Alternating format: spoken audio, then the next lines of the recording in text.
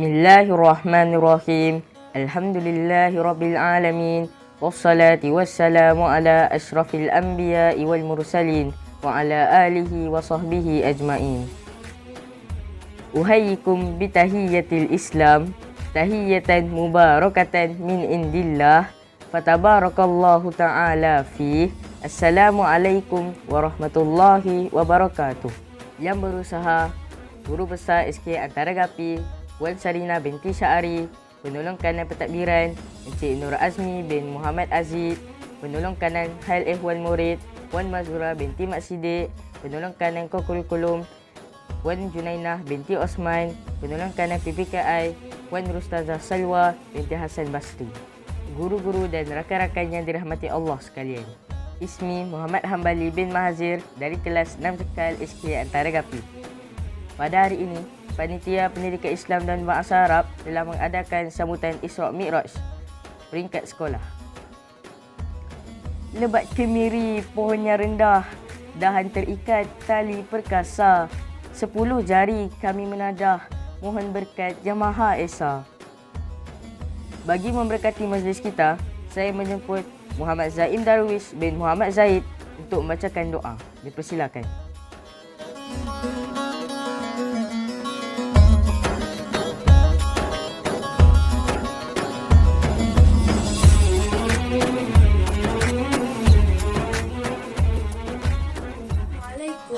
Kita akan mulakan majlis ini dengan surah Al-Fatihah. Bismillahirrahmanirrahim. Alhamdulillahirabbil alamin. Ar-Rahmanirrahim. Maliki yaumiddin. Iyyaka na'budu wa iyyaka nasta'in.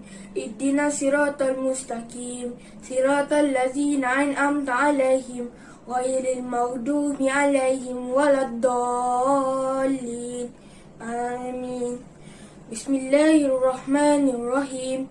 Alhamdulillahirabbil alamin. Wassalatu wassalamu ala sayyidina Muhammad wa ala alihi wa ashabihi ajma'in.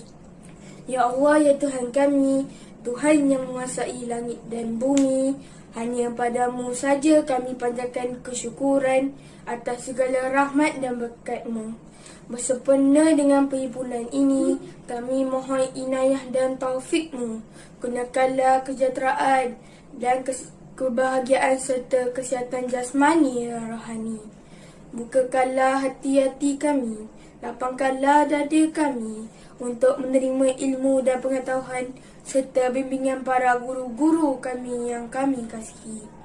Ya Allah, ya Rahman, ya Rahim, kami mohon dengan kudrat dan iradat-Mu, berikanlah kekuatan dan ketabahan menghadapi perjuangan memerangi virus yang tidak kelihatan, iaitu pandemik COVID-19. Anugerahkanlah kejayaan dan kecemerlangan kepada kami dalam semua ujian dan pencapaian. Ya Allah, ya Zal Jalali wal Ikram, tabarkanlah kepada kami kecintaan kepada segala kebaikan. Jadikanlah kami, guru-guru kami, pemimpin-pemimpin kami terus beristiqamah, berkhidmat, menabur bakti, mengangkat umat dan masyarakat bangsa dan agama. Ya Allah, ya Tuhan kami, jadikanlah negara kami sebuah negara yang mendapat limpahan rahmat dan nikmat. Kekalkanlah keamanan dan kemakmuran sepanjang zaman. Rabbana atina fid dunya hasanah wa fil akhirati hasanah wa qina azabannar. Wa sallallahu ala sayyidina Muhammad wa ala alihi wa sahbihi wa sallim. Walhamdulillahi rabbil alamin. Sekian, terima kasih. Amin amin ya rabbal alamin. Terima kasih di atas bacaan doa itu tadi. Emas tempawan buatmu puteri, busana indah buat rupawan. Sudilah puan tampilkan diri bersama madah kata aluan. Tanpa membuang masa lagi, saya menjemput Guru Besar SK Antara Gapi untuk menyampaikan ucapan beliau. Dipersilakan.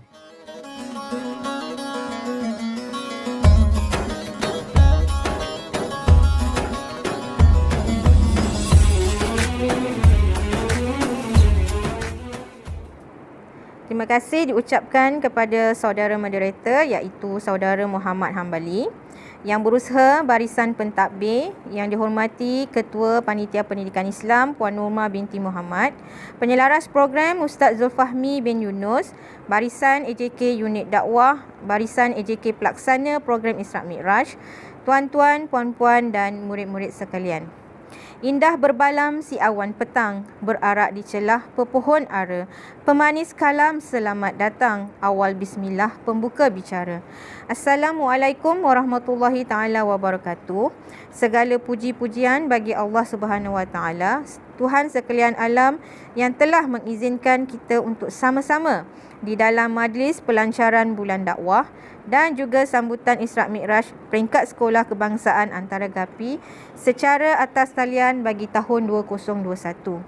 Marilah kita panjatkan kesyukuran dengan limpah kurnia dan nikmat yang begitu mendalam dan bermakna untuk kita semua. Seperti mana yang telah kita semua sedia maklum, program ini merupakan salah satu program di bawah program dakwah. Program ini kita akan laksanakan melalui atas talian disebabkan oleh pandemik COVID-19. Sehubungan dengan itu, ia bukanlah alasan untuk kita semua tidak mengambil bahagian bagi menjayakan program ini. Mudah-mudahan anak-anak di DSK Antara Gapi dapatlah mengambil iktibar daripada program-program dakwah yang diadakan seperti sambutan Isra Mi'raj yang diadakan pada malam ini.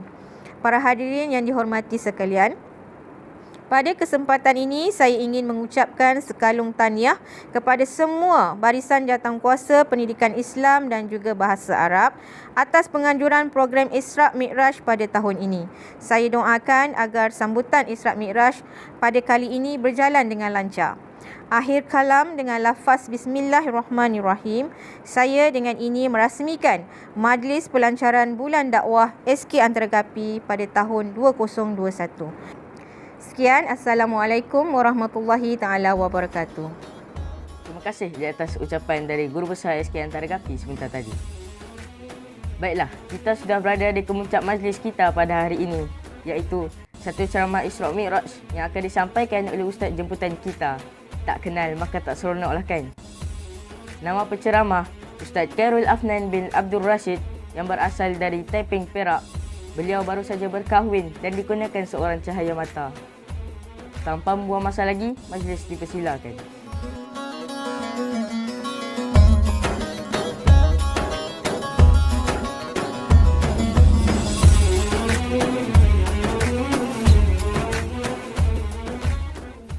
Terima kasih diucapkan kepada anak anda pengurusi majlis.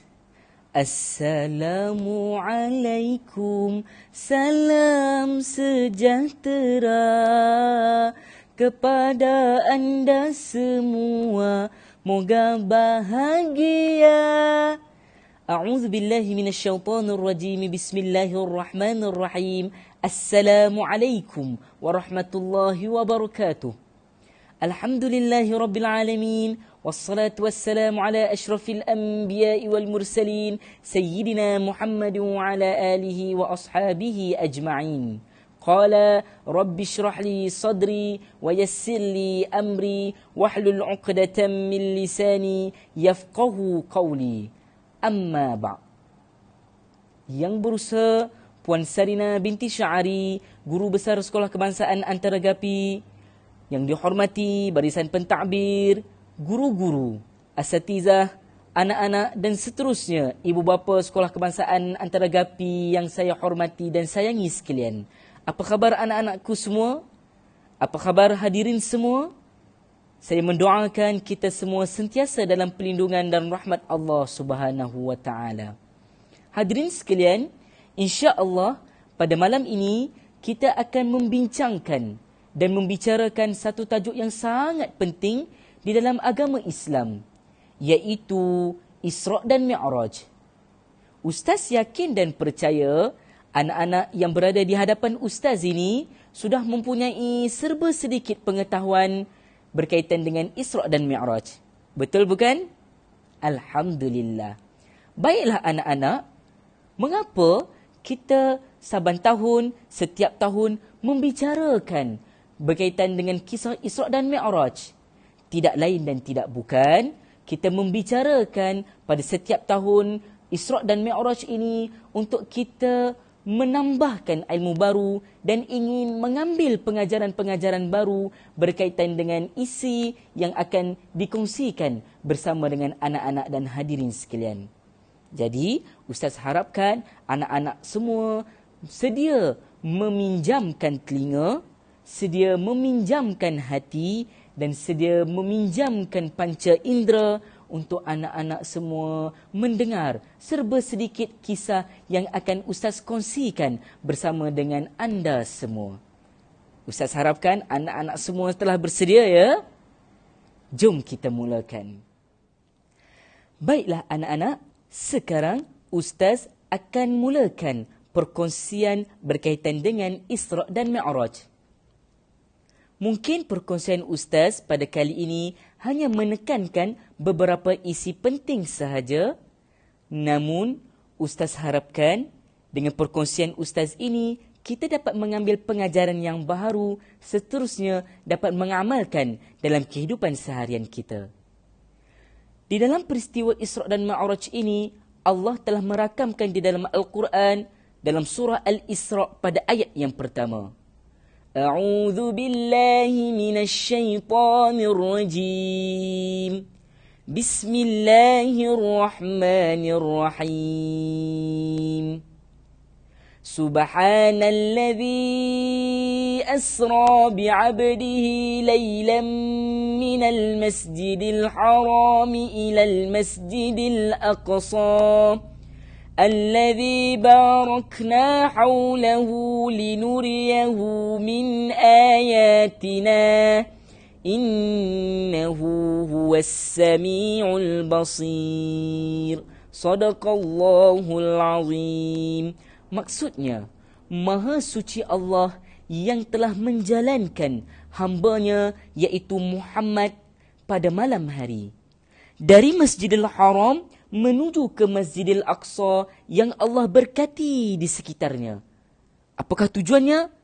Linuriyahu min ayatina, untuk Allah menunjukkan kepada baginda Nabi SAW tanda-tanda kebesaran Allah Subhanahu wa taala. Innahu huwas sami'ul basir. Sesungguhnya Allah Maha mendengar lagi Maha melihat. Anak-anak, tidak ada satu pun surah di dalam Al-Quran yang dimulakan dengan perkataan subhana. Tidak ada satu pun di dalam surah Al-Quran yang dimulakan dengan perkataan subhana. Walaupun mushtaqnya sabbaha yusabbihu. Terdapat banyak di dalam Al-Quran sebagai contoh yusabbihu. Di dalam surah Al-Jum'ah, sabbaha dalam surah Ar-Ra'du. Tetapi perkataan sabbaha hanya satu saja di dalam Al-Quran, iaitu di dalam surah Al-Isra'. Maha Suci Allah. Apa maksud Maha Suci Allah ini anak-anak? Allah nak bagi tahu kepada kita bahawa perkara yang akan diceritakan nanti penuh dengan kemu'jizatan, penuh dengan kehebatan daripada Allah Subhanahu wa taala. Yang mana cerita-cerita ini sebenarnya tidak mampu difikirkan dengan logik akal manusia. Tidak mampu difikirkan dengan logik akal manusia.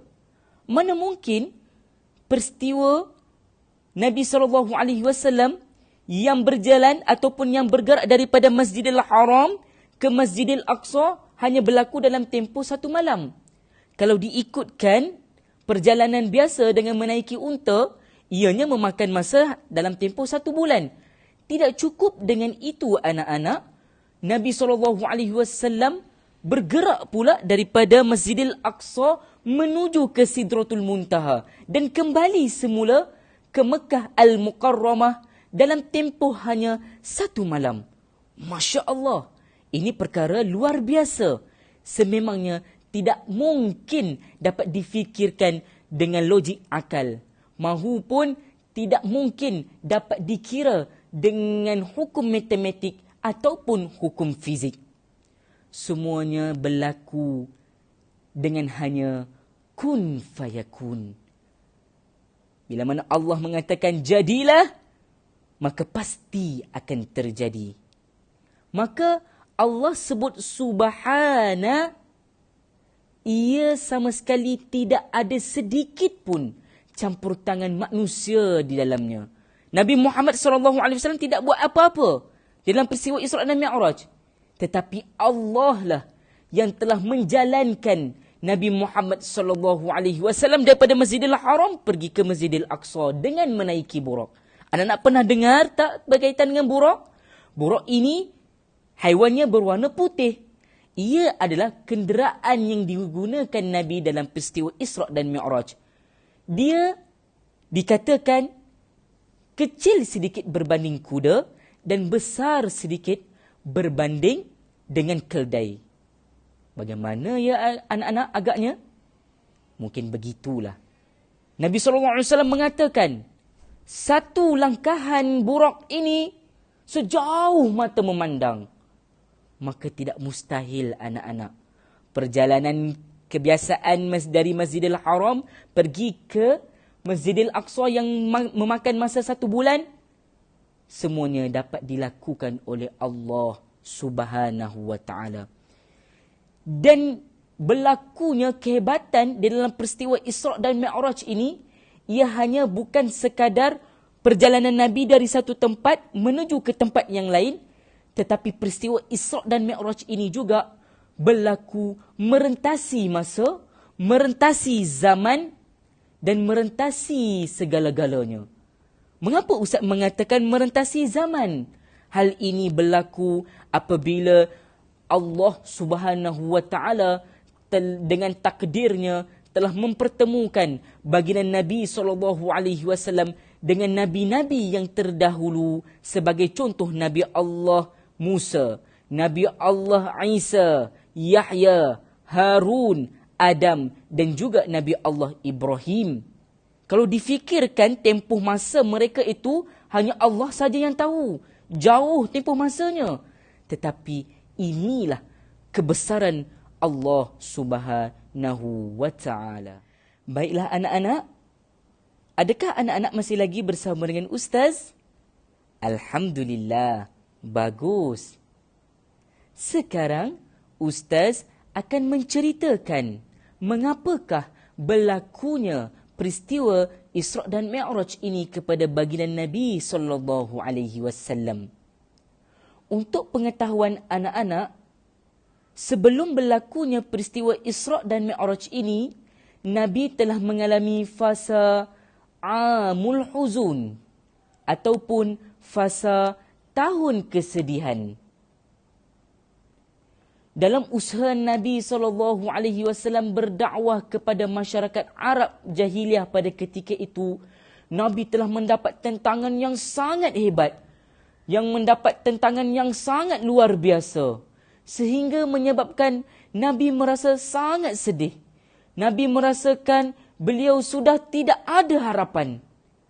Maka Allah Subhanahu wa ta'ala telah menghadiahkan peristiwa Isra' dan Mi'raj ini kepada baginda Nabi SAW, sebagaimana dalam ayat Al-Isra', linuriyahu min ayatina, untuk Allah menunjukkan tanda-tanda kebesaran Allah Subhanahu wa ta'ala. Maka peristiwa Isra' dan Mi'raj ini merupakan hadiah Allah kepada baginda Nabi untuk Allah mengembirakan hati Nabi semula, di samping menguatkan semangat dan keazaman baginda Nabi SAW. Terdapat 4 perkara yang menyebabkan baginda Nabi SAW mengalami perasaan yang sangat sedih dan duka cita. Apakah keempat-empat perkara tersebut? Yang pertama, Nabi SAW telah kehilangan isteri baginda yang sangat dicintai. Isteri baginda ini adalah Khadijah binti Khuwailid. Beliau merupakan isteri pertama Nabi SAW. Beliaulah insan yang telah bersusah dan bersenang bersama-sama dengan Nabi SAW. Beliaulah insan yang bertanggungjawab untuk menguatkan Nabi SAW di saat Nabi lemah. Sehingga kan Nabi SAW mengatakan bahawa Khadijah ini tidak sama dengan isteri-isteri Nabi yang lain. Apakah kelebihan Khadijah ini, anak-anak? Nabi SAW mengatakan, Khadijah ini dia beriman denganku di saat orang lain kufur dan tidak percayakan dengan kata-kata Nabi. Khadijah ini dia berkata dan membenarkan setiap kata-kataku di saat semua orang mengatakan aku berdusta, aku membohong. Dia juga Khadijah inilah yang telah mengeluarkan dan telah memberikan seluruh harta bendanya di saat orang lain takut-takut nak memberikan harta kepada dakwah Nabi. Dan Khadijah ini jugalah insan yang telah mengurniakan Nabi dengan zurat, yang mana Nabi tidak mendapat zurat daripada isteri-isteri baginda yang lain. Sebab itulah Nabi merasa sedih. Sahabat dan juga isteri yang menjadi peneman setia telah pergi buat selama-lamanya. Orang yang menjadi tulang belakang kepada dakwah Nabi telah pergi bertemu dengan Allah Subhanahu wa taala. Di sini anak-anak, pengajarannya adalah kita perlulah memilih teman dan rakan yang baik. Teman yang baik, rakan yang baik, sahabat yang baik akan mendatangkan dan memberikan kita manfaat yang baik. Namun, seandainya kita tersalah memilih rakan, rakan itu akan menjadikan kita orang yang tidak baik. Rakan yang jahat akan membawa banyak mudarat. Hati-hati ya anak-anak. Peristiwa kedua yang menyebabkan Nabi SAW merasa sedih apabila bapa saudara kesayangan Nabi iaitu Abu Talib telah meninggal dunia tanpa sempat memeluk Islam. Anak-anak, Abu Talib adalah insan yang telah menjaga Nabi sejak Nabi masih kecil. Beliau sangat menyayangi Nabi lebih daripada anak-anaknya sendiri. Beliau jugalah insan yang banyak mempertahankan Nabi daripada dicaci dan dipukul oleh masyarakat Arab jahiliah pada ketika itu. Namun, di saat Abu Talib ingin menghembuskan nafasnya yang terakhir, Nabi datang kepada Abu Talib. Lalu Nabi mengatakan, wahai bapa saudaraku, sebutlah perkataan La ilaha illallah. Nescaya aku akan menyelamatkan kamu di hadapan Allah Subhanahu wa taala kelak. Tetapi pada masa yang sama, di samping Abu Talib itu terdapatnya Abu Jahal dan Abu Sufyan. Abu Sufyan dan Abu Jahal telah mengatakan kepada Abu Talib, wahai Abu Talib, jangan tinggalkan agama nenek moyang kita yang lama. Maka Abu Talib tidak sempat hendak memeluk Islam dan beliau mengatakan, aku tidak mahu mengucapkan la ilaha illallah kerana aku tidak mahu orang mengatakan bahawa aku meninggalkan agama nenek moyangku yang lama. Maka sedihlah Nabi SAW. Insan yang telah banyak berjasa kepada baginda telah pergi meninggalkan baginda tanpa sempat beriman kepada Allah Subhanahu wa taala. Insan yang telah banyak berjasa, yang telah banyak melindungi baginda telah pergi meninggalkan baginda buat selama-lamanya. Dan di hari akhirat kelak, Abu Talib ini pasti akan masuk ke dalam neraka. Abu Talib akan dikenakan dengan hukuman seringan-ringannya di dalam neraka. Namun begitu anak-anak, Nabi SAW menceritakan apabila diletakkan bara api di bawah kaki Abu Talib, nescaya akan menggelegaklah kepala Abu Talib. Di saat itu beliau ingatkan bahawa beliaulah orang yang paling teruk diazab di dalam neraka tersebut. Namun sebenarnya itulah seringan-ringan azab di dalam neraka. Sebab itulah anak-anak, kita perlulah sentiasa memohon kepada Allah Subhanahu wa taala, mohon perlindungan Allah Subhanahu wa taala agar Allah menyelamatkan diri kita, ibu bapa kita dan insan yang kita sayang daripada azab api neraka Allah Subhanahu wa taala. Perkara ketiga yang menyebabkan Nabi SAW merasa begitu sedih dan tertekan apabila semakin hari umat Islam semakin ditindas oleh orang Arab jahiliah pada ketika itu. Bilal bin Rabah contohnya, yang dipaksa oleh tuannya untuk keluar daripada Islam. Beliau telah diseksa dengan diletakkan batu yang begitu berat di atas dada Bilal bin Rabah dan dipaksa untuk keluar daripada Islam. Namun Bilal masih lagi mempertahankan akidah kepada Allah Subhanahu wa taala. Khabbab bin Al-Aud yang telah dipanggang dengan api yang marak, dan Sumayyah yang telah dibunuh dengan begitu kejam, dan beliaulah yang merupakan wanita pertama yang syahid di dalam Islam. Tidak cukup dengan itu anak-anak, masyarakat Arab jahiliah yang dipimpin oleh Abu Jahal telah meningkatkan tekanan kepada umat Islam. Mereka telah mengatakan dan membuat perjanjian dengan orang yang berjual ataupun yang berdagang. Apa yang mereka katakan? Apa yang Abu Jahal katakan? Abu Jahal mengatakan, seandainya kamu ingin menjual kepada pengikut-pengikut Muhammad, pastikan kamu menaikkan harga jualan kamu, harga barangan kamu, sehingga orang Islam tidak mampu untuk membeli barang tersebut. Jahat bukan? Dan hal ini menyebabkan umat Islam telah terputus bekalan makanan dan minuman. Diriwayatkan peristiwa ini berlangsung selama 3 tahun. Nabi SAW pernah satu ketika berkumpul dengan umat Islam di perkampungan Bani Hashim, lalu mereka terpaksa memakan kulit-kulit kayu bagi mengalas perut mereka. Masya Allah, anak-anak kita yang terpaksa berpuasa selama 14 jam pun sudah tidak tahan ya. Bagaimana Nabi dan juga para sahabat pada ketika itu yang terpaksa menerima tekanan ini. Wa Allahu Akbar. Sungguh hebatnya Nabi SAW dan para sahabat.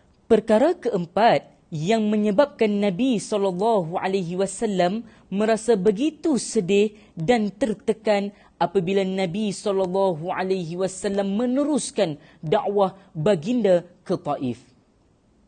Di Taif, Nabi telah berdakwah kepada ketua mereka yang bernama Abdul Yalil bin Abdul Kulail. Namun dakwah Nabi telah ditolak dengan begitu sahaja.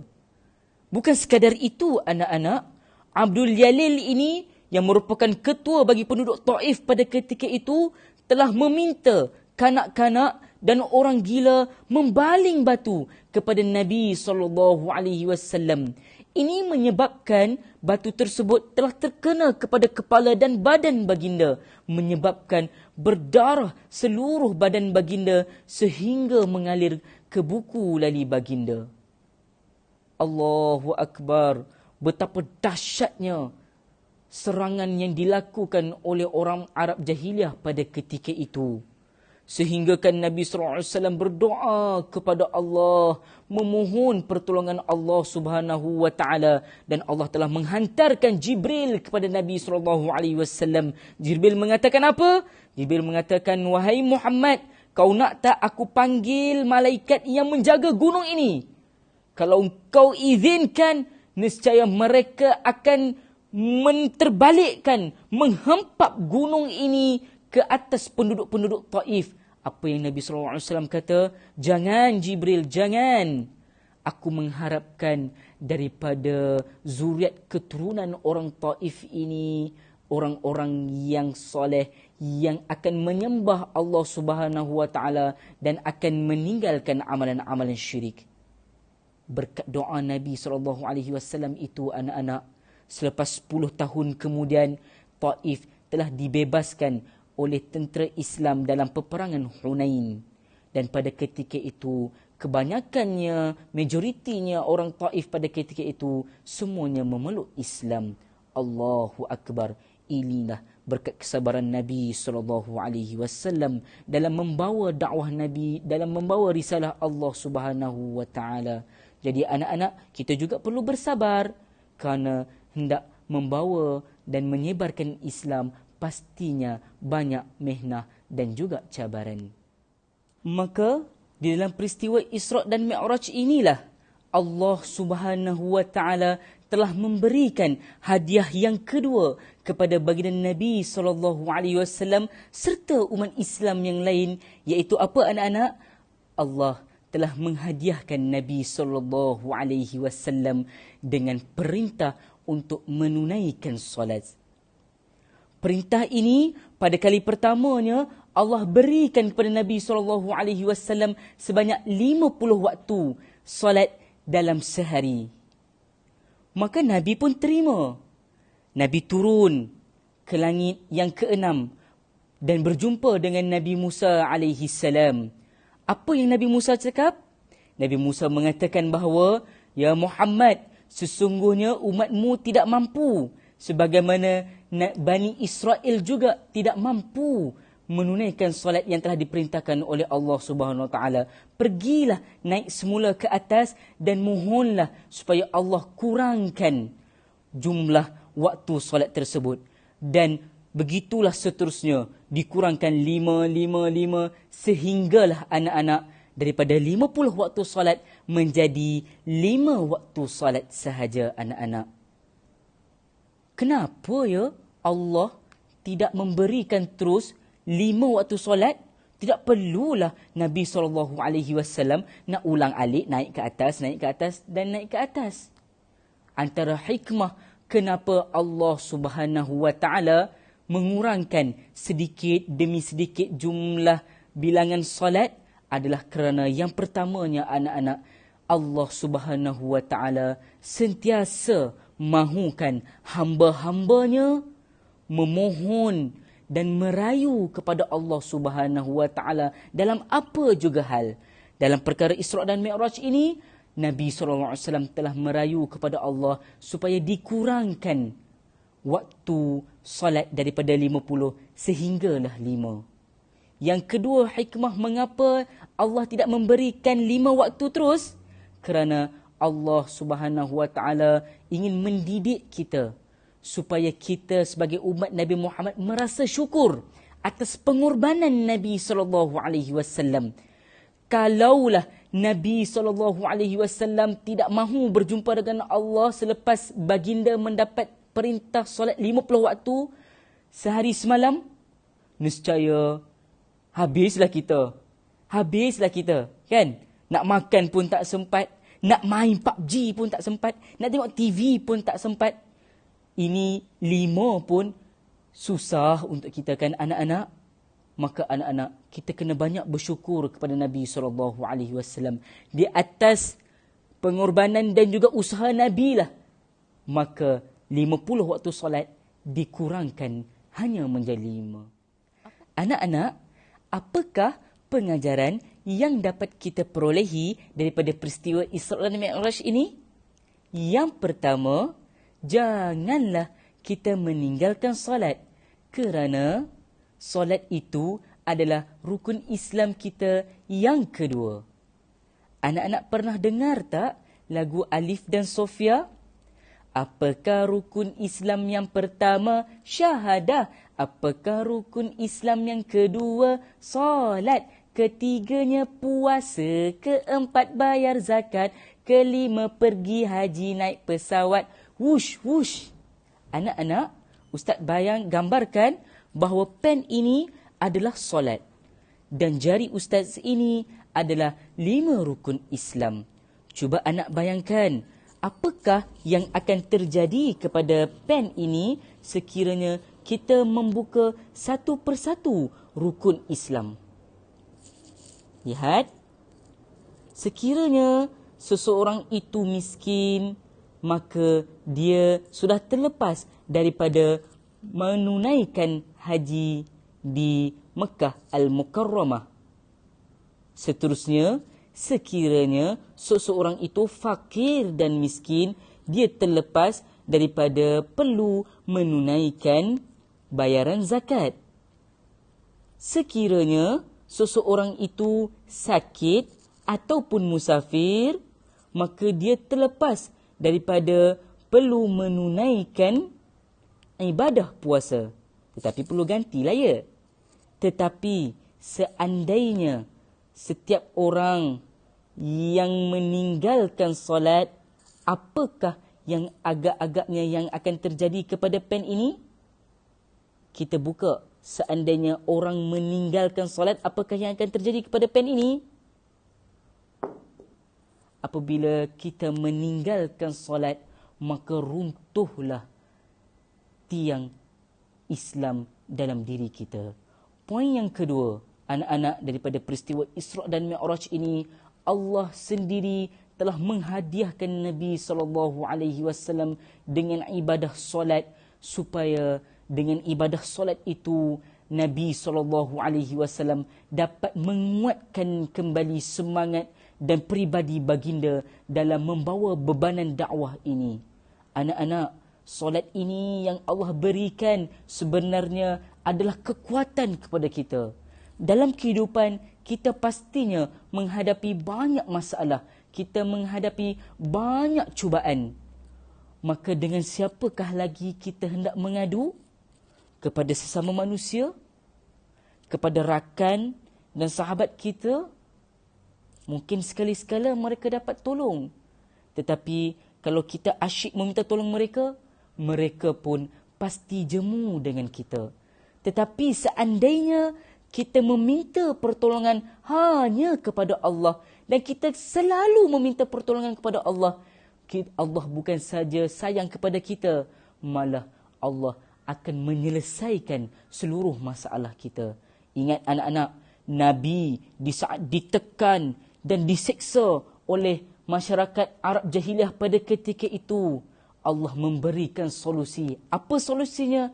Allah menghadiahkan Nabi dengan solat. Solat bukan untuk memberatkan, tetapi solat untuk menghubungkan antara penduduk bumi dengan Allah Subhanahu wa taala. Anak-anak, Ustaz rasakan sekadar itu sahaja perkongsian Ustaz dengan anak-anak semua.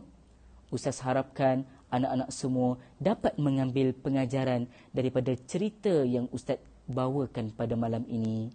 Yang baik itu datangnya daripada Allah, yang buruk itu datangnya daripada kelemahan diri Ustaz. Ustaz minta maaf seandainya ada kata-kata dan perbuatan Ustaz telah mencederakan hati anak-anak dan hadirin sekalian. Mari sama-sama kita menadah tangan untuk kita berdoa kepada Allah Subhanahu wa taala.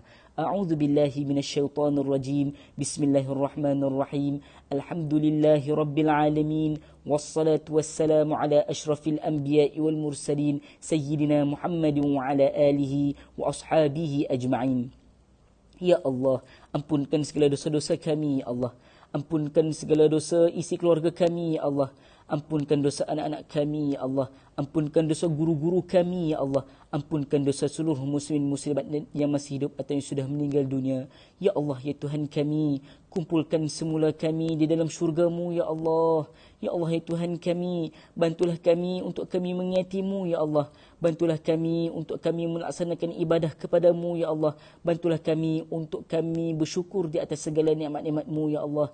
Jadikan kami, zurat keturunan kami sebagai hamba-Mu yang mendirikan salat kepada-Mu, ya Allah. Rabbi ja'alna muqimas salah wa min dhurriyyatina rabbana wa taqabbal du'a. Wa sallallahu ala sayyidina Muhammad wa ala alihi wa sahbihi wa baraka wa sallam. Walhamdulillahi rabbil alamin. Sekian saja daripada Ustaz.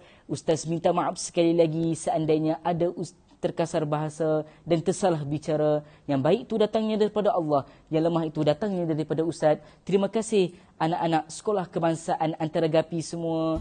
Sekian, wabillahi taufiq wal hidayah. Wassalamualaikum warahmatullahi wabarakatuh. Semoga program yang dilaksanakan ini mendapat keredaan Allah dan memberi kebaikan kepada kita semua. Dari Kedah ke Pekansari, beli suasa di kota tinggi. Selesai sudah tugas diberi, di lain masa bersua lagi. Assalamualaikum warahmatullahi wabarakatuh. Sekian, terima kasih.